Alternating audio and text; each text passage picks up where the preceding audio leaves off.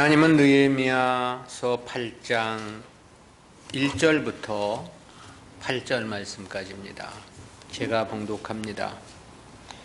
이스라엘 자손이 그 본성에 거하였더니 7월에 이르러는 모든 백성이 일제히 수문앗 광장에 모여 학사 에스라에게 여호와께서 이스라엘에게 명하신 모세의 율법책을 가지고 오기를 청하매 7월 1일에 제사장 에스라가 율법책을 가지고 남자 여자 무릇 알아들을 만한 회중 앞에 이르러 수문 앞 광장에서 새벽부터 오전까지 남자 여자 무릇 알아들을 만한 자의 앞에서 읽음에 뭇 백성이 그 율법책에 귀를 기울였는데 때 학사 에스라가 특별히 지은 나무 강단의 섬에 그 우편에 선 자는 마띠랴와 스마와 아나야와 우리야와 힐기야와 마아세야와 그 좌편에 선 자는 부다야와 미사엘과 말기야와 하숨과 하스바따나와 스가랴와 무술람이라. 학사 에스라가 모든 백성 위에 서서 저희 목전에 책을 펴니 책을 펼 때 모든 백성이 일어서니라. 에스라가 광대하신 하나님 여호와를 송축하며 모든 백성이 손을 들고 아멘 아멘 응답하고 몸을 굽혀 얼굴을 땅에 대고 여호와께 경배하였느니라. 예수아와 바니와 세레바와 야민과 악굽과 사부대와 호디야와 마아세야와 그리다와 아사랴와 요사밧과 하난과 블라야와 레위 사람들이 다 그 처소에 섰는 백성에게 율법을 깨닫게 하는데 하나님의 율법책을 낭독하고 그 뜻을 해석하여 백성으로 그 낭독하는 것을 다 깨닫게 하매. 아멘. 나팔절 에스라의 율법 강해라는 제목으로 말씀을 듣습니다. 느헤미야서 1장부터 7장까지는 제3차 포로 귀환과 느헤미야의 주도하에 이루어진 성벽 재건 역사에 대한 보도였지요. 그리고 이는 선민 이스라엘 회복의 가시적인 증거들이었습니다. 물론 바사제국의 속국이란 위치엔 변함은 없었습니다.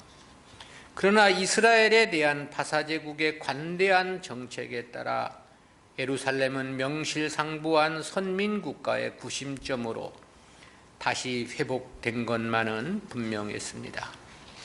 그로 인해 선민으로서의 자치권을 갖고 하나님을 자유롭게 섬길 수 있는 기틀까지 마련되게 되었던 거죠. 이것이 본서 전반부인 1장부터 7장까지의 말씀이었습니다. 이에 이어지는 8장부터 마지막 13장까지는 본서 후반부인데요. 후반부는 크게 셋으로 구분이 됩니다. 맨 먼저 8장부터 10장은 7월 절기 준수 및 에스라와 느헤미야 주도하에 이루어진 언약 갱신을 보도한 부분이고요. 이어진 11장 12장은 백성들의 예루살렘으로의 이주 정책 시행과 성벽 낙성식 및 성전 제사 제도를 확립한 내용입니다. 끝으로 13장은 느헤미야가 시행한 일련의 개혁 조치를 보도한 부분이고요. 그중 오늘 우리가 살펴보게 되는 8장은 본서 후반부의 계시 부분이라고 말할 수 있겠죠. 이 부분 역시 크게 세 부분으로 구분이 되는데요. 먼저 전반부인 1절부터 8절은 에스라의 율법 강해를 기록한 말씀입니다. 중반부인 9절부터 12절은 하나님의 말씀을 깨닫게 된 백성들이 크게 감동해서 눈물을 흘린 사실과 나팔절을 준수한 보도이고요. 끝으로 후반부인 13절부터 18절은 온 이스라엘 백성들이 초막절을 준수한 내용을 기록하고 있습니다. 이처럼 본장은 그 주제가 셋으로 구분되는데 그중 첫 번째 주제인 1절부터 8절까지의 본단락은 에스라와 느헤미야가 주도한 언약갱신의 시발점이 되기도 했던 나팔절과 에스라의 율법 강해를 기록한 말씀입니다. 이러한 본단락은 구속사적 교훈까지 셋으로 구분을 해서 살펴보겠습니다. 첫 번째는 율법 강해의 동기입니다. 이와 관련해서 느헤미야는 1절에서 그렇게 보도를 했죠. 이스라엘 자손이 그 본성에 거하였더니 7월에 이르러는 모든 백성이 일제히 수문학 광장에 모여 학사 에스라에게 여호와께서 이스라엘에게 명하신 모세의 율법책을 가지고 오기를 청하매 그랬습니다. 여기서 이스라엘 자손이 본성에 거하였다는 것은 처음 포로 귀한 이후 정착한 곳에 그대로 살고 있었다라는 그런 의미입니다. 이에 대한 원문의 뉘앙스는 7월이 이르렀는데 이스라엘 자손은 그들의 성들에 있었다, 그런 뜻이거든요. 즉 본 문장에서의 중요성은 본성에 거했다는 것이 아니고 7월이 되었다라는 것에 목적이 있습니다. 7월은 이스라엘의 민족적 종교의 절기였던 나팔절과 그리고 초막절 그리고 대속죄일이 있는 매우 중요한 달이었습니다. 1절 전반절은 바로 이를 강조하려는 의미의 문장이고요. 이스라엘의 종교력 7월은 민간력으로는 1월이고 태양력으로는 9월이나 10월에 해당합니다. 성벽 재건공사는 공사를 착수한 지 53일 만인 종교력 6월 25일에 완공이 되었습니다. 그러므로 7월 절기를 위해 수문학 광장에 모인 시점은 성벽 재건공사가 완료된 날로부터 5일이 지난 BC 444년 7월 1일이 되는 셈이죠. 그리고 이때 모든 백성이 일제히 수문학 광장에 모여라고 그랬는데요. 예루살렘의 거주민들은 물론이고 유대 땅 전역에 흩어져 살던 백성들이 예루살렘의 수문학 광장으로 집결을 했음을 밝혀주고 있는 거죠. 본래 이스라엘의 절기 행사나 종교 집회는 대부분 성전에서 이루어지는 것이 관례였습니다. 그럼에도 이때의 절기 집회는 수문학 광장에서 거행했음을 말씀하고 있는데 그것은 당시 모여든 인파가 너무 많아 성전 뜰에 모두 수용할 수 없었기 때문이었던 것으로 추정이 됩니다. 수문은 앞에 3장 26절 강해 때 우리가 설명을 들은 바와 같이 예루살렘 동쪽 성벽에 있었던 문입니다. 그곳에는 많은 사람이 모일 수 있는 넓은 광장이 마련되어 있었습니다. 근데 모인 백성들은 학사 에스라에게 율법책을 가지고 오기를 청했다 그랬지 않습니까? 에스라는 본서에서는 여기서 지금 처음 소개되고 있습니다. 저는 이때로부터 13년 전 제2차 바벨론 포로 귀환의 주역이었죠. 그의 직책을 학사라고 했는데 이는 에스라 7장 6절의 강해에서 우리가 살핀 대로 서기관이라는 그런 의미입니다. 당시 고대 근동 각 나라에는 서기관 제도가 있었습니다. 그리고 이 직책은 매우 중대한 직위와 사역을 감당을 했는데요. 특히 바벨론은 이런 기록술이 매우 일찍부터 발달을 해서 서기관 학교까지 설립되어 있었다고 전해지고 있습니다. 이스라엘에서도 오래전부터 서기관 활동이 있었음을 우리가 성경에서 찾아볼 수 있죠. 그 중에서도 가장 유명한 서기관은 에레미야의 서기관이었던 바룩을 손꼽을 수 있습니다. 그리고 히스기야 왕의 서기관이었던 셈나도 있었고 또 요시야 왕의 서기관이었던 사반도 우리가 성경에서 찾아볼 수 있고요. 근데 본문의 에스라는 누구의 서기관이라기보다는 율법에 대해 능통한 사람이란 의미의 표현으로 보여집니다. 저가 어느 누구의 서기관이라는 보도가 전혀 언급되지 않고 있기 때문입니다. 한편 에스라가 본서 전반부에는 전혀 소개된 바가 없었는데요. 그런데 후반부 신앙 개혁 운동을 보도하면서 저의 이름이 지금 소개되고 있는 거예요. 그것은 그동안 에스라가 예루살렘에 없었기 때문이었을 것으로 추정을 합니다.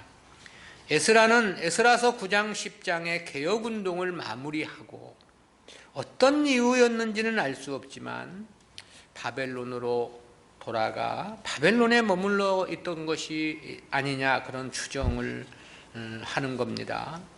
그리고 성벽 공사가 완공되는 시점에 다시 예루살렘으로 돌아와 느헤미야와의 대면이 이루어졌고 그와 함께 개혁을 이끌었던 것으로 추정하는 겁니다.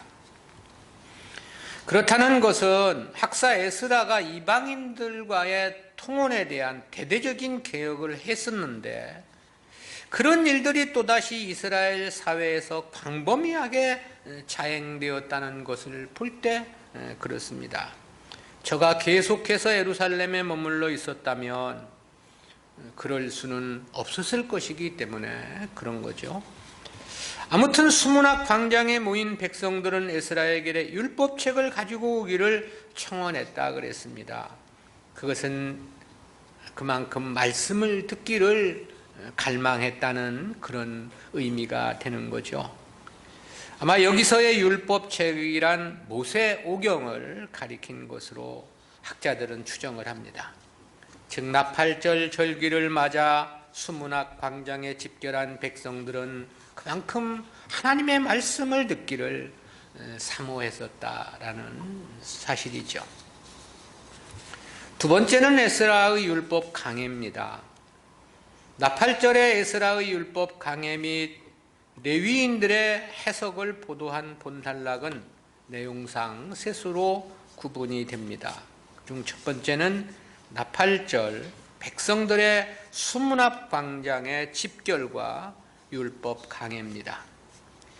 나팔절 수문 앞 광장에 집결한 백성들이 에스라에게 율법에 대한 강해를 요청했다 그랬습니다. 그리고 그에 대한 상황 설명이 2절과 3절에서 밝혀주고 있죠. 먼저 2절에서는 그렇게 말했습니다. 7월 1일에 제사장 에스라가 율법책을 가지고 남자 여자 무릇 알아들을 만한 회중 앞에 이르러 그랬는데요. 여기서 이 7월 1일은 신년절, 다시 말하면 나팔절을 말하는 겁니다.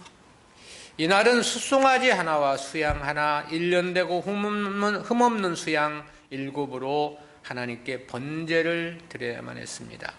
아울러 소제도 드려야만 했고 수염소 하나로 속죄제도 드려야 하는 매우 특별한 날이었습니다.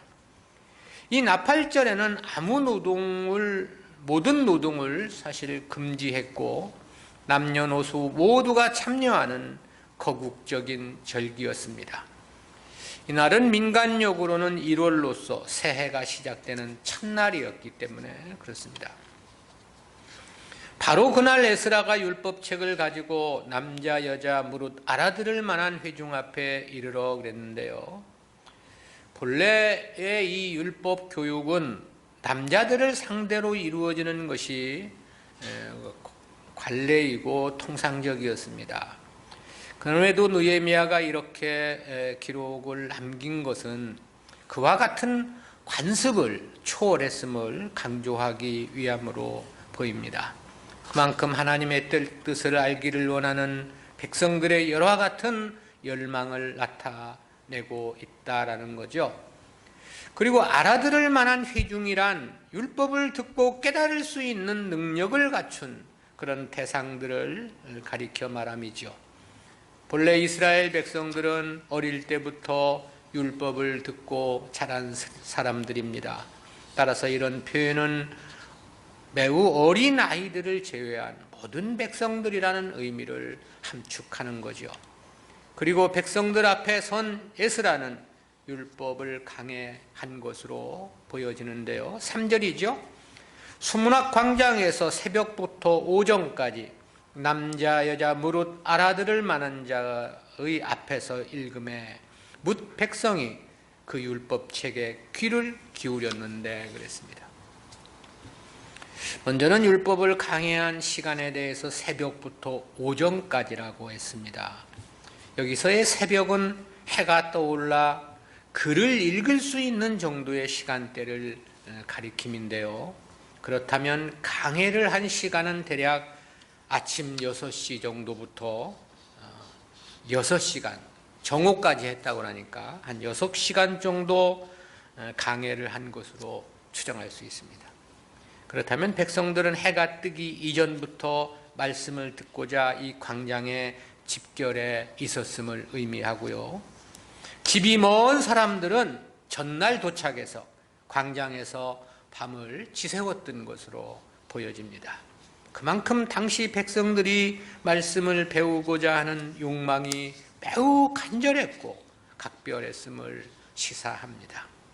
그래서 그랬는지 에스라가 율법을 낭독하자 백성들은 귀를 기울였다, 그렇게 말씀해 주고 있죠. 두 번째는 나무강단에서의 에스라의 여호와 송축입니다. 1절부터 3절은 나팔절에 있었던 율법 강해 사건을 간략하게 요약해 준 내용이고, 이어진 4절부터 8절은 그것을 보다 구체적으로 설명해 준 내용입니다. 그런데 기술된 내용에서 보면 이러한 백성들의 요구는 이미 이전부터 있었던 것으로 보여지죠. 그것은 4절에서 보면 이미 이를 위해 에스라가 나무 강단을 준비했다는 사실에서 볼 때 그렇습니다. 즉 이날 율법을 강해하고자 하는 약속은 이전 선약에 의한 것이었다라는 사실이죠. 그래서 4절에서 그렇게 보도했습니다. 때 학사 에스라가 특별히 지은 나무 강단의 섬에 그 우편의 선자는 맏디랴와 스마와 아나야와 우리야와 힐기야와 마세야와 그 좌편의 선자는 부다야와 미사엘과 말기야와 하숨과 하스바따나와 스가랴와 무술람이라. 특별히 에스라가 만든 이 나무 강단에 섰다는 것은 이런 일들이 사전에 준비된 것이었음을 보여주고 있는 거죠. 왜냐하면 이런 강단이 한두 시간에 뚝딱 만들어지는 것은 아닐 것이기 때문에 그렇습니다. 여기서 강단으로 번역된 히브리어 미끄달이라는 단어는 크다, 높이다라는 뜻에서 유래해가지고 망대로도 번역되는 그런 단어입니다. 그러니까 꽤나 높고 넓은 단상이었음을 의미합니다. 그렇다는 것은 에스라의 좌우편에 13명의 인물들이 함께 올라서 있었다는 기록을 볼 때도 그렇습니다. 많은 백성들을 상대로 율법을 강론코자 했기 때문에 이런 강단이 필수적으로 요구되었을 것이라는 생각을 해보게 됩니다. 에스라와 함께 강단에 올라 그의 좌우에 서 있던 13인이 구체적으로 누구인지는 확인되지 않습니다. 제사장들이었을 것이라는 견해가 있기도 하고, 또 전혀 그들에 대한 언급이 전혀 없기 때문에 평민의 대표되는 지도자들이었을 것이란 주장도 있습니다. 그러나 어느 쪽이든 이들이 백성들의 지도자적 위치에 있었던 인물들일 것만은 분명하겠죠. 아울러 본문의 나팔절을 준비하는데 가장 헌신적인 수고를 했던 사람들이 아니었겠느냐, 그런 생각도 해보게 됩니다. 그렇다는 것은 느헤미야가 이들의 이름들을 낱낱이 소개하고 있다는 것이 그렇습니다. 나무 강단에 올라선 에스라는 율법책을 펼쳤고 하나님 여호와를 송축했다고 했습니다. 그러자 백성들이 어떻게 반응했는가에 대한 내용이 5절, 6절입니다. 학사 에스라가 모든 백성 위에 서서 저희 목전에 책을 펴니 책을 펼 때 모든 백성이 일어서니라. 에스라가 광대하신 하나님 여호와를 송축하며 모든 백성이 손을 들고 아멘 아멘 응답하고 몸을 굽혀 얼굴을 땅에 대고 여호와께 경배하였느니라. 에스라가 백성들의 목전에서 율법책을 펼치니 앉아있던 백성들이 모두 일어섰다 그랬습니다. 여기서 일어서니라로 번역된 히브리어 아메두라는 단어는 구약 성경에서는 육신적인 어떤 행위를 나타낼 때 광범위하게 사용되는 단어입니다. 근데 이 동사가 하나님과 관련하여 사용될 때는 복종과 경외, 섬김의 자세를 의미합니다. 여기서 율법책을 펼칠 때 모두 일어섰다는 것은 바로 이런 의미를 나타내고 있는 겁니다. 오늘날 교회들에서도 예배 시 성경 교독과 신앙 고백을 할 때 일어서는 것은 바로 여기서부터 시작된 유래라고 말할 수 있습니다. 그리고 그 일어섬의 이유는 주님에 대한 경외와 섬김 및 복종의 자세인 것입니다. 에스라는 율법책을 펼친 다음에 먼저 하나님을 송축했다 그랬습니다. 송축하메로 번역된 히브리어 와에 바레크는 하나님을 대상으로 할 때는 찬양하다라는 뜻으로 사용이 됩니다. 광대하신 하나님을 송축했다 그랬는데요. 아마 어느 성구를 인용해서 위대하고 존귀하신 하나님에 대한 선언을 했을 것으로 보여집니다. 오늘날 기독교 예배 시 처음 예배의 부름으로서 어느 성경 구절을 짤막하게 낭독하는 것도 바로 여기서부터 유래한 의식입니다. 에스라가 하나님을 송축하자 백성들은 먼저 손을 높이 들어 아멘을 외쳤다 그랬습니다. 이어 몸을 굽혀 얼굴을 땅에 대고 여호와를 경배했다고 그랬죠. 여기서 손을 들었다라는 것은 이스라엘 백성들이 하나님께 기도할 때 취하는 하나의 몸짓입니다. 의미는 하나님을 신뢰한다는 그런 뜻이고요. 그리고 아멘을 외쳤다는 것은 에스라의 송축에 동감하고 한 마음이라는 뜻의 표현이죠. 그리고 아멘의 반복은 동감의 강조를 나타냅니다. 즉 하나님에 대한 전폭적인 신뢰와 의지의 표현인 거죠. 이 아멘이라는 표현이 집회 때 회중들의 응답으로 처음 성경에서 사용된 예는 다윗 시대입니다. 역대상 16장 36절에 처음 나오는데요. 이것은 후에 회당에서 사용이 되었고 신약시대 초기 기독교에서도 여전히 사용되고 있음이 신약성경에서 발견이 됩니다. 몸을 굽혀 얼굴을 땅에 댔다는 것은 자신을 낮추는 겸손한 태도와 하나님에 대한 공경심 그리고 복종이라고 하는 외적인 표현이죠. 즉 에스라가 광대한 하나님 여호와를 송축하자 모든 백성들은 그 하나님에 대한 절대적인 신뢰와 복종과 경배의 행위로서 화답을 한 것이죠. 그리고 이러한 행동은 이후 선포될 하나님의 말씀에 대한 온전한 청종의 자세를 갖춘 것이라고 말할 수 있습니다. 그리고 이러한 뜨거운 열정적인 자세는 놀라운 영적 회복의 물결로 이어지게 됨을 보여주고 있습니다. 세 번째는 제사장 및 레위인들의 율법 통용 및 해석입니다. 에스라는 하나님을 송축한 다음 율법책을 낭독하고 강해를 했을 것이겠죠. 그러자 예수아를 비롯한 다수의 레위인들이 에스라의 말을 통역하며 해석해 주었던 것으로 사료됩니다. 이에 대해서 7절과 8절에서 그렇게 말씀해 주고 있죠. 예수아와 바니와 세랴바와 야민과 악국과 사부대와 호다야와 마아세야와 그리다와 아사랴와 요사박과 하난과 블라야와 레위 사람들이 다 그 처소에 섰는 백성에게 율법을 깨닫게 하는데 하나님의 율법책을 낭독하고 그 뜻을 해석하여 백성으로 그 낭독하는 것을 다 깨닫게 하매 그랬습니다. 여기서는 13명의 레위인들 외에도 많은 레위 사람들을 이야기했습니다. 저들이 에스라가 낭독하고 강의한 말씀들을 백성들에게 상세히 풀어 설명을 해 주었다는 설명입니다. 그런데 한글 개역 성경은 이 문장에서 그 뜻을 해석하여 다음에 기록된 이 메포랏이라는 단어의 번역을 생략했습니다. 이 단어는 뚜렷하게라는 의미를 나타내는 단어인데요. 따라서 에스라가 전한 말씀에 대해서 레위인들이 백성들에게 보다 명료한 뜻을 밝혀 주었다라는 뜻이 되는 거죠. 당시 율법책으로 통용되던 모세오경은 히브리어로 쓰여져 있었습니다.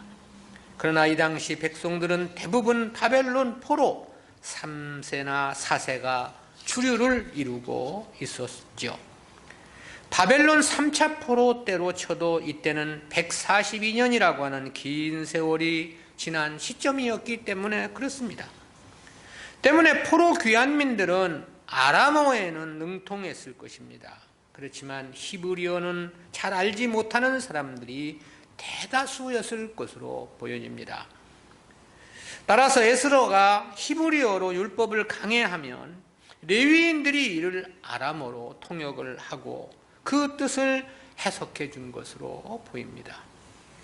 그렇다면 레위인들에게 이 적당량의 백성들이 배정되었을 것으로 보여지죠. 그래서 오늘날로 말하면 소그룹 성경 공부를 한 것이 아니냐, 그렇게 생각해 볼 수도 있겠습니다. 오늘날처럼 음향기기가 발달이 되었다면 한 사람의 통용으로도 다 알아들을 수 있었겠죠. 그러나 당시는 그러한 상황이 못 되었습니다. 그러므로 그 많은 사람들에게 보다 정확한 말씀을 전달해 주기 위해서는 통역과 해설자들이 더 많이 요구되었을 것은 자명한 일이겠죠. 하나님 말씀에 대한 대단한 열정이라고 말할 수 있겠습니다.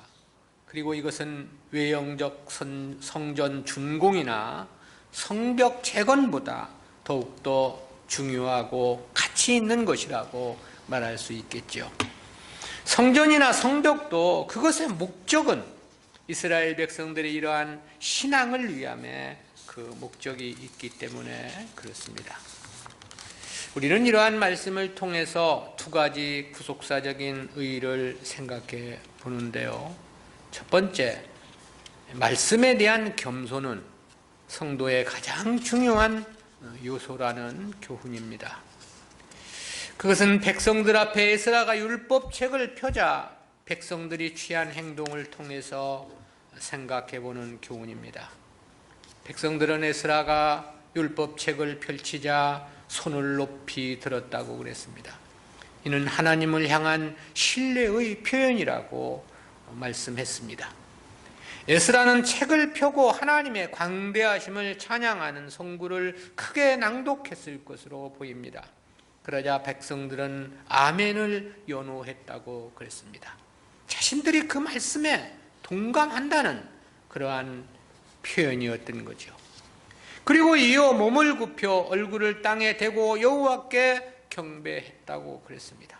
말씀 앞에 자신을 낮추는 겸손한 태도와 하나님에 대한 공경심, 복종의 외적인 표현이라고 말할 수 있겠습니다.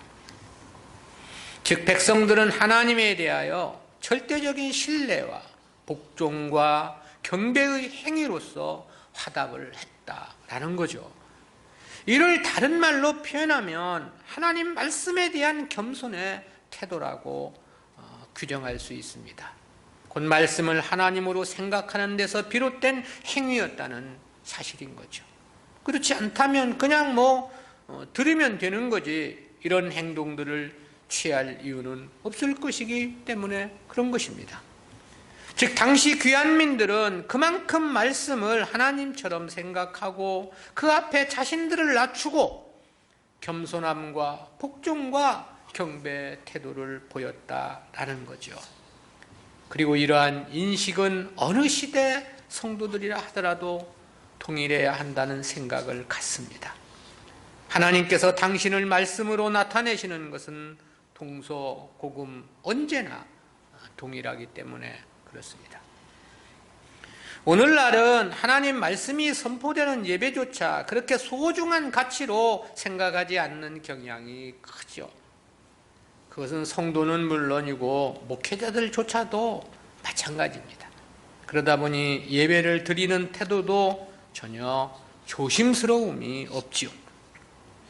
말씀이 선포되는 시간에도 자리를 이동하기도 하고 들락날락 하는 경우들도 더러 눈에 띄기도 하고, 요즘은 핸드폰을 가지고 그저 예배 시간에 핸드폰에 눈길이 가 있는 경우들도 많이 있고, 이 당시 하나님의 말씀을 대하는 태도와 비교해 본다면 그야말로 비교가 안 될 만큼 오늘날은 헝클어진 모습이 역력한 거죠. 특히 오늘날 경배와 찬양을 한다며 마치 예배가 세상 쇼 무대를 방불할 만큼 그야말로 시끄럽고 격렬합니다. 하나님께 예배를 드린다고 하기보다는 자기들 만족을 위한 하나의 놀이방편이 아니냐, 그런 생각이 들어질 정도예요. 특히 미국 교회들의 예배 형태를 보면 더욱 그렇습니다. 그저 모두가 일어나 찬양에 몸을 흔들어 댄스 사교장을 방불케 하기도 하고, 우리가 필리핀 교회에 가서 경험도 했지만 필리핀 교회도 그렇지 않습니까? 그래서 제가 처음 설교한 데 가가지고 이렇게 예배드리는 것은 별나라나 달나라나 가야 구경할지 모르겠는데 나는 이런 건 구경해보지 못했다고 이야기를 한 적이 있는데, 이러한 자세에서 이 말씀의 겸손함을 찾아볼 수 없다라는 거죠. 하나님께 대한 복종의 의식이나 경건의 의미는 전혀 없는 겁니다. 오늘 우리 시대에 종교 개혁을 감행해야 한다면 먼저 예배의식이 가장 먼저 개혁의 대상이 아니냐, 그런 생각도 해보게 되고요. 그러나 실상 개혁은 불가능할 것입니다.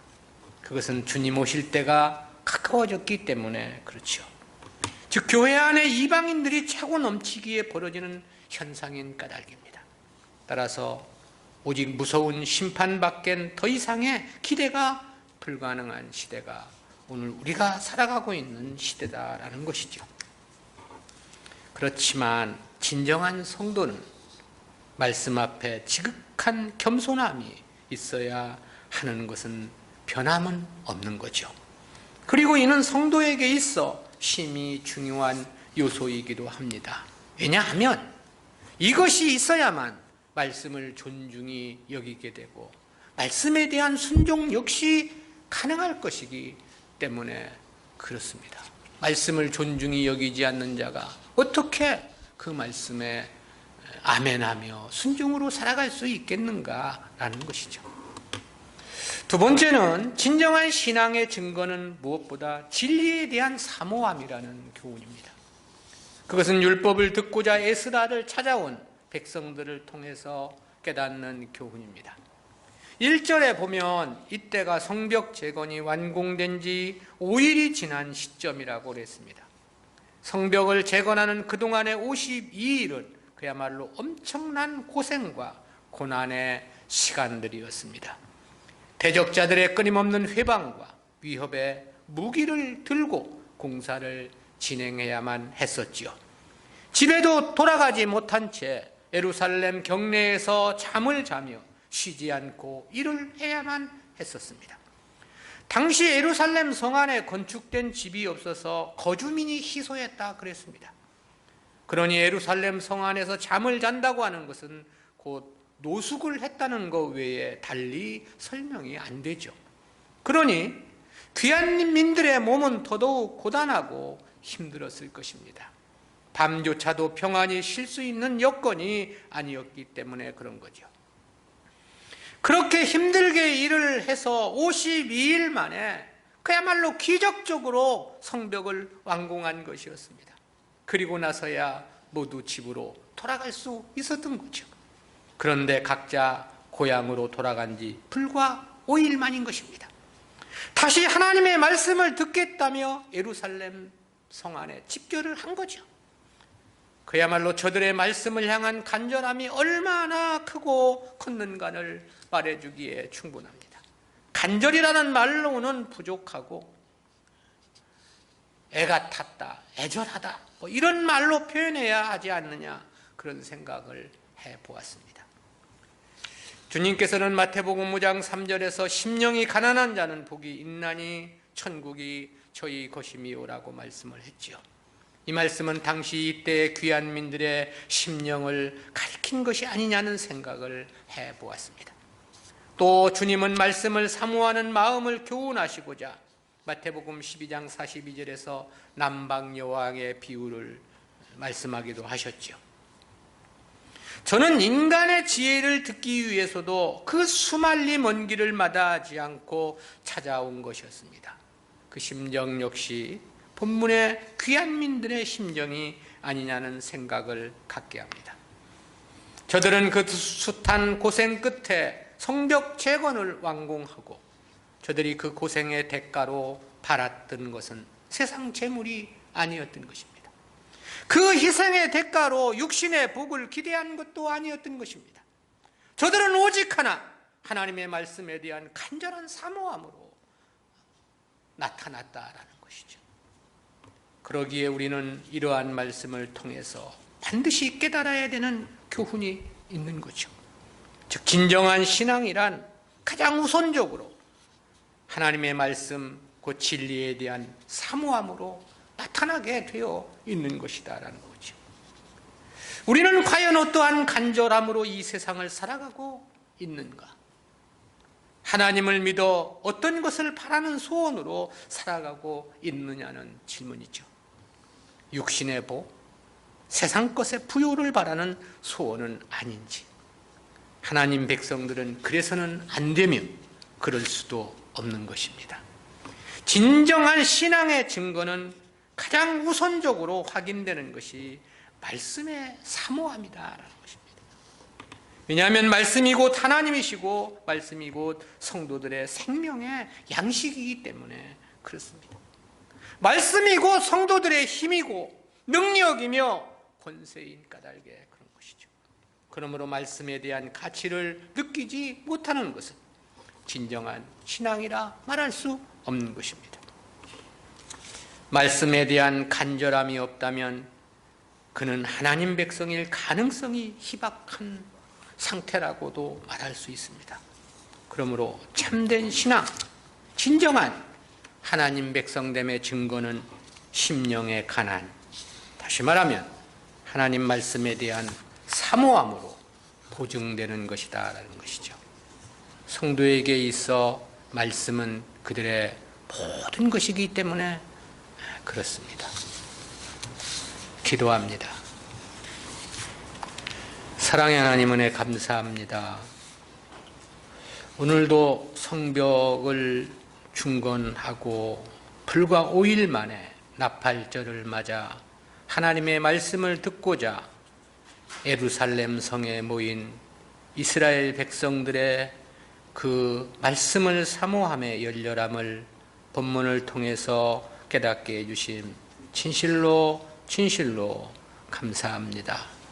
주여 저희들에게도 이와 같은 말씀을 사모하는 마음 허락해 주셔서 늘 심령의 가난함이 끊임없이 이어질 수 있도록 도와주시고 그러므로 말미암아 말씀과 함께 동행하는 저희들의 삶이 될 수 있도록 은혜와 은총을 더하여 주시옵소서. 감사드리옵고 예수님의 이름으로 기도드리옵나이다. 아멘.